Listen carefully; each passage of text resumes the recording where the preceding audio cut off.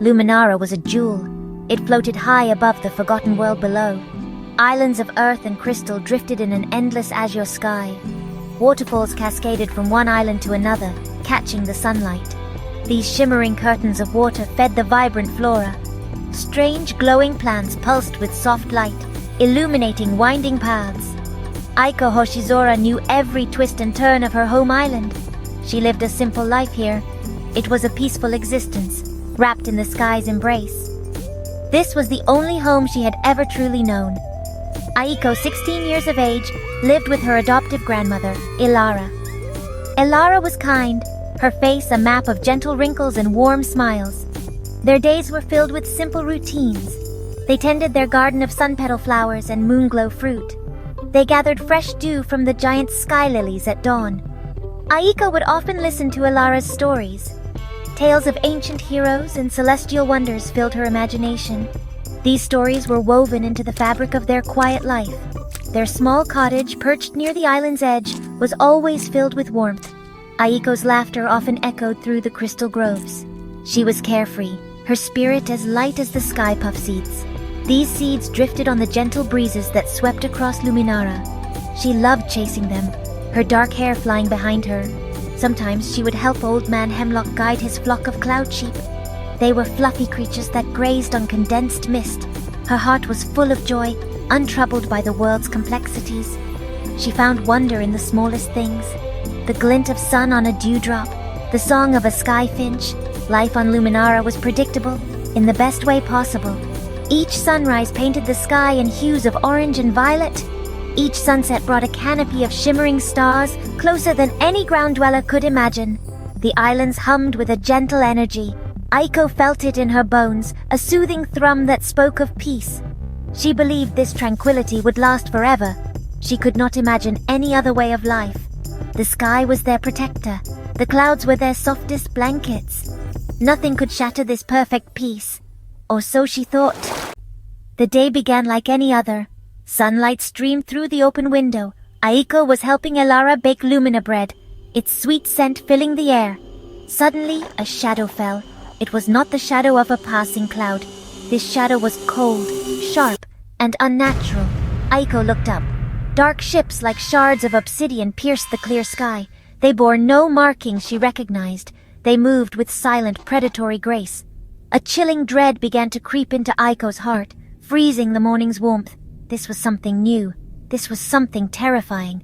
The ships descended upon their village swiftly. There was no warning, no declaration. Figures clad in dark, imposing armor leapt from the vessels. Their faces were hidden behind menacing visors. They moved with brutal efficiency. Panic erupted. Villagers screamed, running in all directions. The attackers wielded strange weapons that crackled with dark energy. Beams of violet light lashed out, striking homes and market stalls. Wood splintered. Crystal formations shattered. The peace of Luminara was torn apart in moments of terror. Aiko grabbed Ilara's hand, fear coiling in her stomach. Aiko and Ilara tried to flee. They stumbled through the chaos, the air filled with smoke and the cries of their people. An attacker, tall and broad, blocked their path. Its visor glinted with cruel amusement. It raised a weapon, aiming directly at Ilara. Aiko felt a surge of pure, primal terror. Her grandmother was all she had. She couldn't lose her. She wouldn't lose her. No! Aiko screamed, stepping in front of Ilara. She had no weapon. She had no plan. Only a desperate need to protect. In that instant, something inside Aiko snapped. A power she never knew existed surged through her veins. It was cold, immense, and terrifyingly strong. The air around her warped. Gravity itself seemed to twist and churn. A miniature vortex of swirling darkness erupted from her outstretched hands. It was a maelstrom of purple-black energy. The attacker was caught by surprise. It cried out, not in pain, but in shock, or perhaps recognition. The Void Weave, a world ender, it rasped, before being violently flung backward by the chaotic force Aiko had unknowingly unleashed. The vortex of dark energy pulsed wildly. It expanded for a moment. Then as quickly as it appeared, it collapsed inward and vanished. Aiko stared at her hands, trembling. What had she done? The attacker lay stunned, its armor cracked. But the uncontrolled force had not been precise. Part of their own cottage roof had been torn away. Nearby structures groaned. weakened by the gravitational distortion. Cracks snaked across the crystalline pathways. The very ground beneath her feet felt unstable. She had saved Elara, but she had also harmed her home. Guilt and fear warred within her young heart. Just as more attackers began to regroup, a brilliant light cut through the smoke.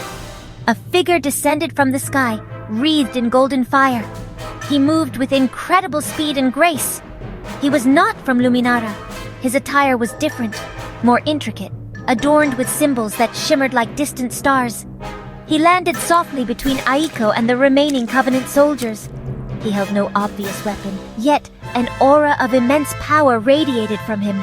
He was calm amidst the chaos. His eyes, the color of molten gold, surveyed the scene with sharp intensity.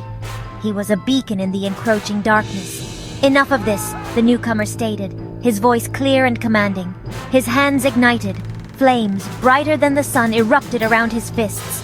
He thrust his palms forward. "Solar flare!" he cried. A wave of pure searing light blasted towards the Covenant soldiers. It was not destructive like Aiko's power. It was controlled, precise. The attackers shielded their eyes, crying out as the light disoriented and repelled them. They stumbled back, their dark energies flickering against his radiant power. They retreated, scrambling back to their obsidian ships, which then vanished as quickly as they had arrived. The golden light around the stranger subsided. He turned to Aiko. His expression was serious yet not unkind. He saw her fear. He saw the lingering traces of dark energy around her. "You are safe now," he said, his voice softer. He looked at the damage caused by her power. Then his gaze met hers. "That was Voidweave," he stated, not as an accusation but as a fact. "A rare and potent power. The starfall is upon us sooner than the stars foretold, and your awakening, child, is at the heart of it." Elara rushed to Aiko, holding her close, her eyes wide with fear and wonder. The stranger introduced himself. He was Kael Varen, a star weaver. He spoke of ancient prophecies. He explained the starfall. It was not just a meteor shower, it was a cosmic blight, a creeping darkness that threatened to consume entire worlds. Luminara and countless other realms were in its path. Kael had been searching for signs. He had been searching for those who could stand against the encroaching doom. He had arrived too late to prevent the attack. But perhaps, he said, not too late for what was to come. His words painted a grim picture, far removed from Aiko's peaceful life. Kael looked directly at Aiko. His golden eyes held a strange mix of concern and hope. "Your Voidweave," he began, his voice low. "It is a power of immense significance. Few are born with such a connection to the spaces between stars. It is a dangerous power, as you have seen. Uncontrolled, it can rend and destroy. But mastered, it may be the only thing that can push back the encroaching darkness of the starfall. You have a crucial role to play, Aiko Hoshizora, whether you wish it or not. Destiny has found you." Aiko listened, her mind reeling. Starfall, Voidweave, Destiny. These were words from Elara's old stories, not her life. Yet the proof was all around her.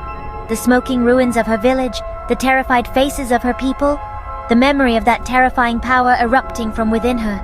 And the attacker's words echoed in her ears, World Ender. Why had they called her that? Was this power meant for destruction? She looked at her trembling hands, no longer seeing them as her own. Was she a savior or a bringer of ruin? The question hung heavy in the air. Confusion warred with a flicker of something else, a spark of resolve. Her home had been attacked. Her grandmother had been threatened. Kael spoke of a greater danger, a danger to everyone. If her power, this terrifying Voidweave, could help, then she had to try. She had to understand. "Why did they call me a World Ender?" she asked Kael, her voice barely a whisper. Fear was still there, a cold knot in her stomach. But beneath it, a new strength began to stir. She met Kael's gaze, her own eyes reflecting a newfound, fragile determination. Her journey had just begun.